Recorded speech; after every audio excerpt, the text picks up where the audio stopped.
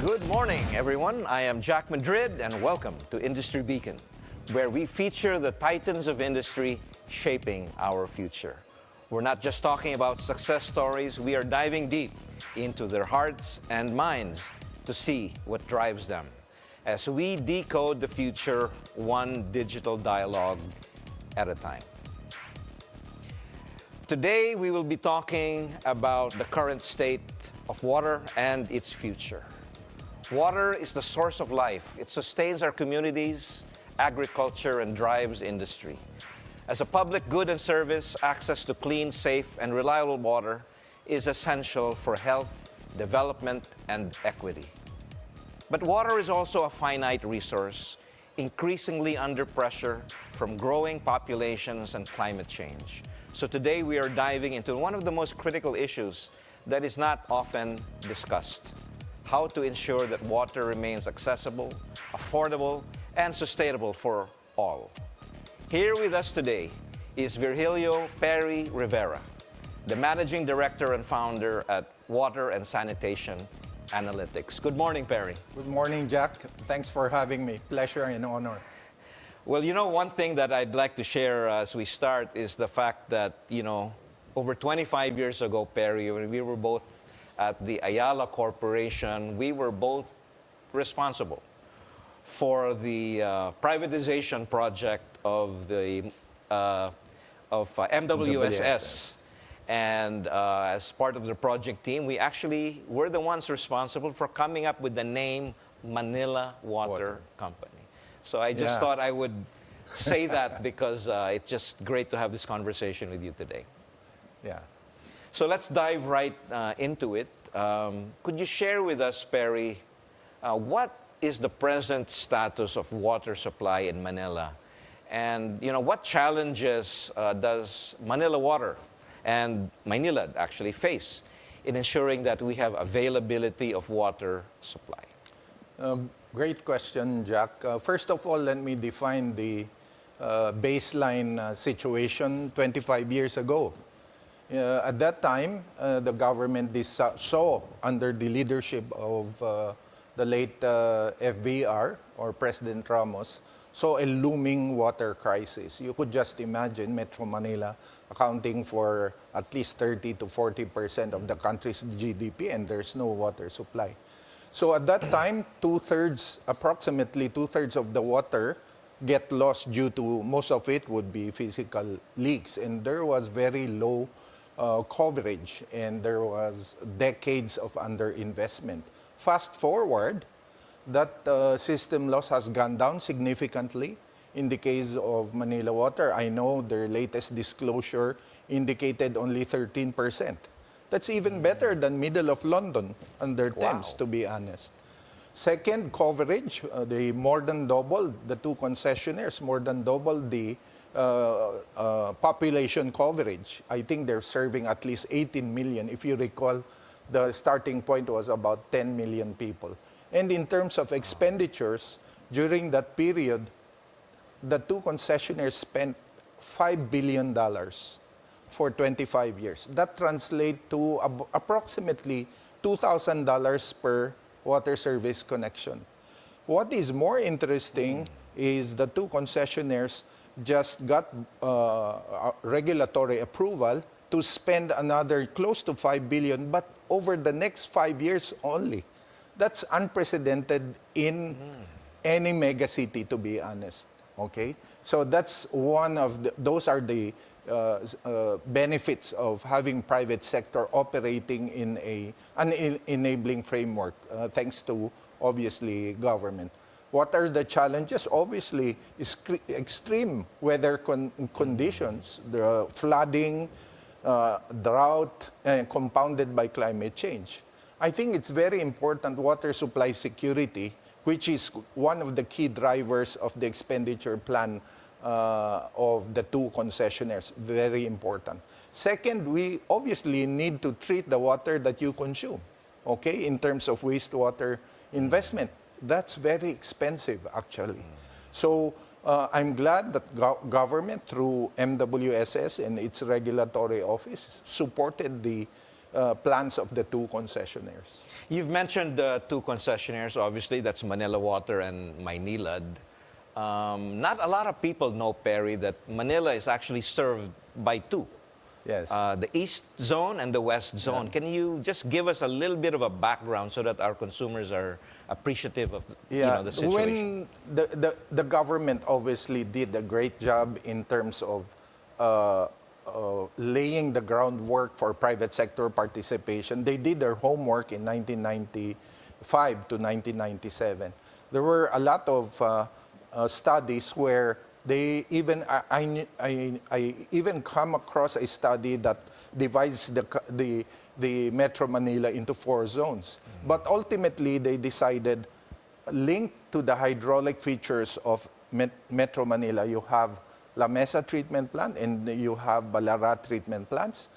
And hydraulically, and in consideration of the political boundaries, the MWSS decided to split it into West Zone, which is the older part of Metro Manila, under Maynilad, and Manila Water, obviously, the East So Zone. that primarily is Quezon City and the Half surrounding of Quezon areas. City, in the case of the East Zone, half of Quezon City, San Juan, Mandaluyong, Makati, Taguig, and all the way to Rizal. I see. Yeah. Now, I know that when this new concessionaire started, there was quite a disparity in water rates between the East and the West. Is that still true today? Quite more than 50%, if I recall correctly, but that has narrowed significantly, okay? And I think all indications show that it may be very close to parity by the end of this price period, which is up to 2027. Oh, that's good to hear. You know, Perry, you've had 25 plus years experience being a COO of a Manila Water Company and including the position of overseeing public policy and regulatory affairs. Yes. And as far as I know, you are the only Filipino global speaker on the topic of water. So I wanted to ask you, based on your experience, you've seen best practices from all over the world. Other countries, how they manage their water supply. What are some of these practices that you think are relevant to the Philippines that our country should adapt? Let me cite 2 countries. That's Singapore and Israel. Let me focus on Singapore. One is beyond the fancy buildings that you see there. Its leadership in governance was one of the best practices of Singapore and its leadership team. Do you know, Jack, that they prepare 50-year investment plans? They have a plan up through 2060, and they take a portfolio approach in terms of ensuring water supply security. They have what they call 4 taps, like importing water from Malaysia, using the whole country footprint as big as the Laguna Lake as a catchment. They remove salt from seawater and recycle wastewater. That is an interesting approach, and all countries must adopt that approach. And I would like to add, demand management is also very important. If the price signal is wrong, then people will be wasteful, and that's not sustainable, Jack. That's a very good point that I think we should revisit. But now we're going to take a quick break. Industry Beacon will be right back. Please stay with us.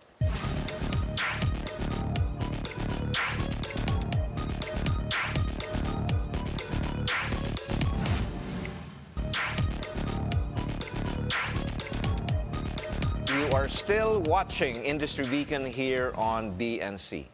Let's continue our conversation with Perry Rivera of Water and Sanitation Analytics. So Perry, let's pick up where we left off. Let's talk about what the future trends or potential impact of climate change. What trends can you foresee in the coming years? Great question, Jack. I think for the Philippines, it's very important to climate change will affect obviously the sustainability of water resources. It's obviously very important to manage our resources. In the case of Metro Manila, it relies on angat heavily, okay? So what the government is doing right now is to diversify sources so that you have long-term water supply security. Angat will be very important. But you need to obviously tap resources like Laguna Lake, which the two concessionaires are currently rapidly expanding their ability to use it as a water source. I think it's also very important to instill in customers, residential and non-residential, to conserve water, okay? And that requires demand management policies at all levels, government, firm level. And also, obviously, we need the help of community, civil society.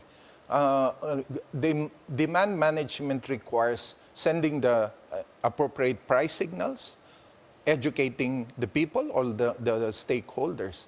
The education start at the schools, the children, so that they know the impact of climate change on the sustainability of water services. So what would you call that approach? You mentioned pricing, you mentioned policy. What is the other? One is pricing. We're talking about demand management. Pricing is extremely important.